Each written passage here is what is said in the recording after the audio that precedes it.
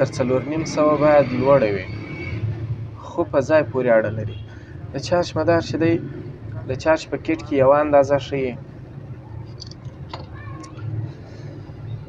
د او وي پي سی څخه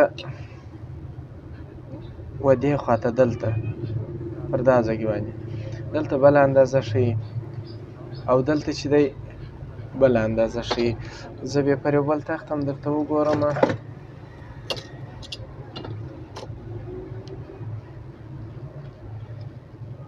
ګورئ دا منفي پایه سوه، دا سر چې دی اصلي پایه ده 546. دا باید تر 500 څخه لوړه وي د او وي پي سی څخه شاته، خو د دې او وي پي سی چې نسته دې خواته باید څو وي 500 څخه نیولې څو تر 5,500 پورې پورته باید ونه لري دا اندازه. راځه کښته څو تر 4,500، که تر 4,500 کښته سوه بیا مشکل پیسې کې ستا شاټي لري. ولې د دې مدار ولټ چې دی لوړ دی، د هغه مدار چې و د بیټرۍ د مدار ولټ وی بد ده، هغه 4 ولټه پورې و، تر 4.2 پورې پورته نه دی.